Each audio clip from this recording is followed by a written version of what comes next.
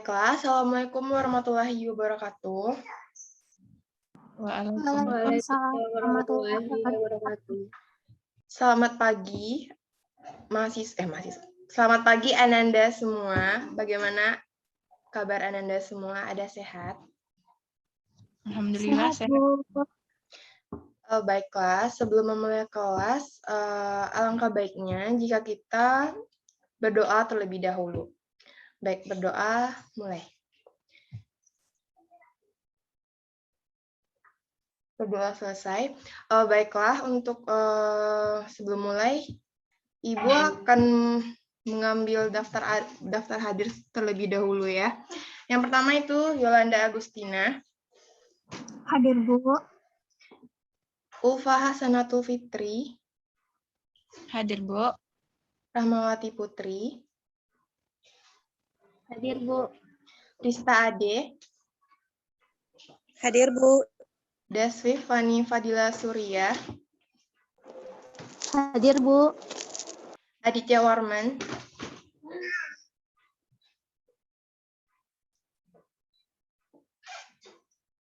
Aditya Warman. Ya mungkin terkendala jaringan. Untuk itu Ibu mulai share screen ya sebentar.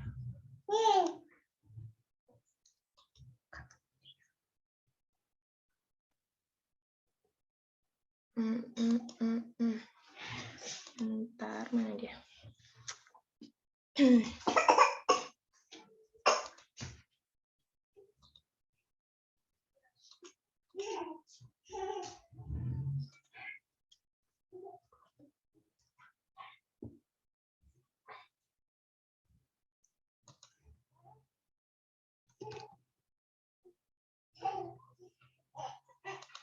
Okay.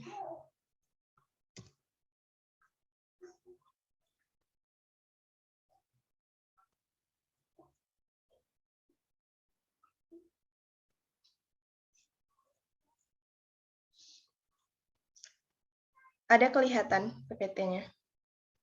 Ada, Bu. Oke.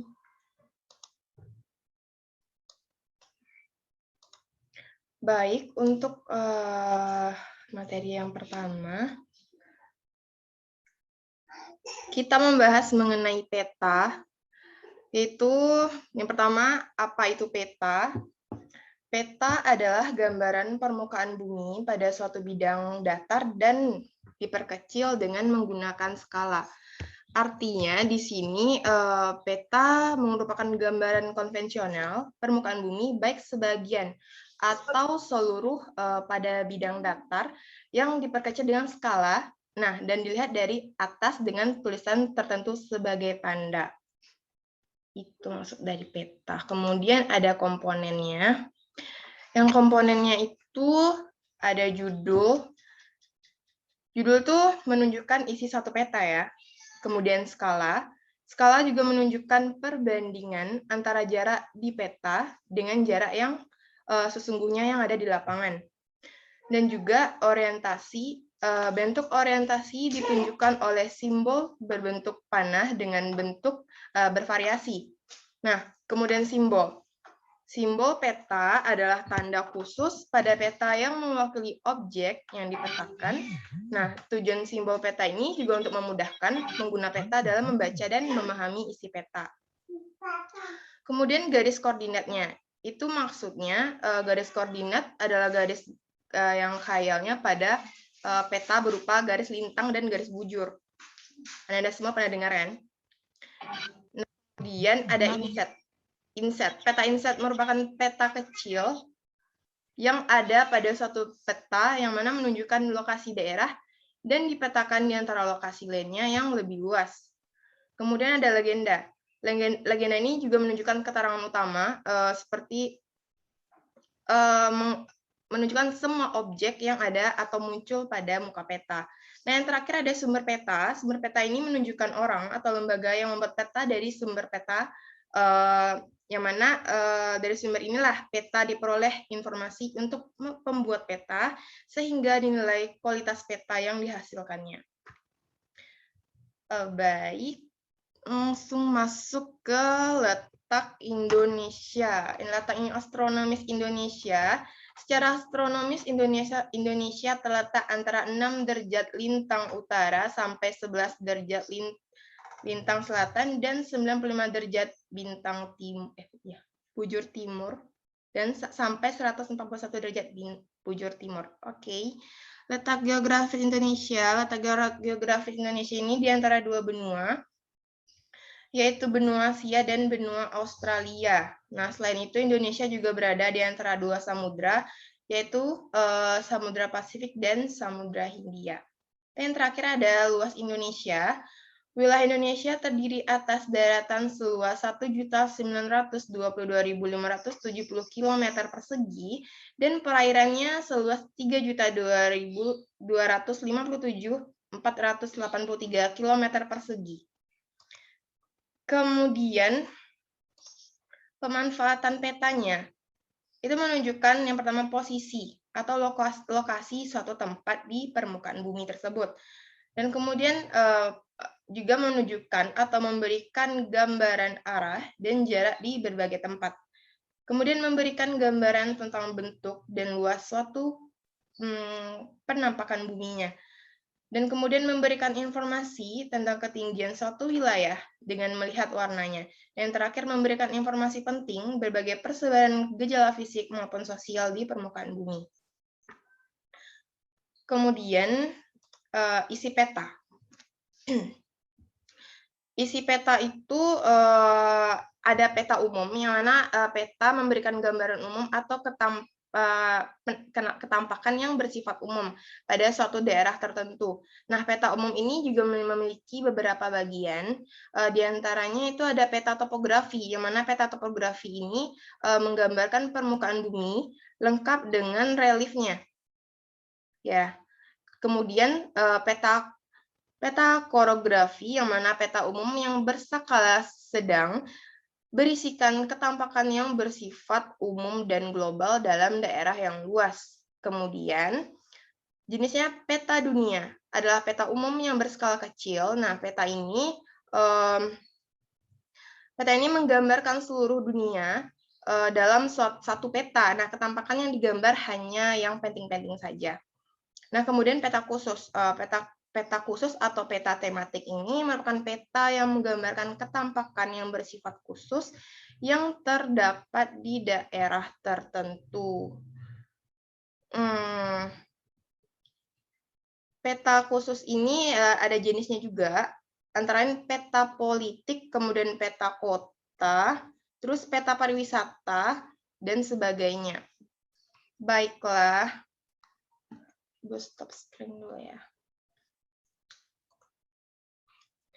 Baiklah, berdasarkan yang sudah Ibu jelaskan, apakah Ananda semua paham? Oke, untuk sebentar ya. Mana dia? Untuk menguji pemahaman saudara, Ibu mau bertanya, apakah dari saudara ada yang tahu beberapa syarat dalam membuat peta? Yang tahu boleh tunjuk tangan ya. Boleh? Jawab, Bu. Boleh, silakan Ulfa. Baiklah, perkenalkan saya Ulfa Santul Fitri. Yaitu saya akan menjawab pertanyaan, yaitu sebut 3 syarat peta. Yaitu yang pertama conform, yaitu bentuk dari sebuah peta yang digambar serta harus sebangun dengan keadaan asli atau sebenarnya di wilayah atau di wilayah asal atau di lapangan. Yang kedua, equidistance, yaitu jarak di peta jika dikalikan dengan skala yang telah ditentukan sesuai dengan jarak di lapangan. Yang ketiga, equivalent, yaitu daerah atau bidang yang digambar di peta setelah dihitung dengan skalanya akan sama dengan keadaan yang ada di lapangan. Sekian dari saya, kembalikan. Baik, bagus sekali Ulfa. Nah, untuk pertanyaan lainnya yang Ibu mau tanyakan, apakah ada yang tahu istilah peta itu berasalnya dari mana? Ada yang bisa jawab? Yola, boleh. Baiklah, izin menjawab pertanyaan dari Ibu. Dari mana istilah peta itu berasal? Berasal dari bahasa Yunani, mapa yang berarti taplak atau kain penutup meja. Baik. Oke, bagus. Bagus sekali. Kalau kan kita udah bahas mengenai dari mana asal peta, terus syaratnya bagaimana, saudara udah pada tahu. Kalau masalah tujuan pembuatan petanya, ada yang tahu nggak? Boleh tunjuk tangan, boleh.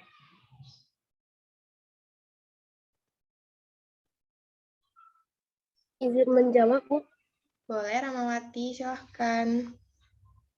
Sebelumnya saya minta maaf untuk mematikan kamera karena terkendala jaringan. Tujuan dari pembuatan peta itu sendiri yaitu untuk membantu suatu pekerjaan, misalnya untuk konstruksi jalan, navigasi, atau perencanaan. Yang kedua, analisis data spasial. Contohnya yaitu perhitungan volume dan menyimpan, dan yang terakhir menyimpan informasi.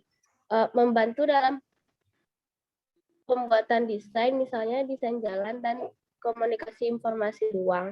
Terima kasih. Baik, terima kasih Ramawati. Baiklah untuk Ananda semua, cukup sekian kelas kita pada hari ini. Semoga Ananda semua paham dengan apa yang telah Ibu jelaskan. Baiklah, salah dan kurangnya mohon dimaafkan. Ibu akhiri, wabillahi taufiq wal hidayah. Wassalamualaikum warahmatullahi wabarakatuh. Terima kasih. Waalaikumsalam warahmatullahi wabarakatuh.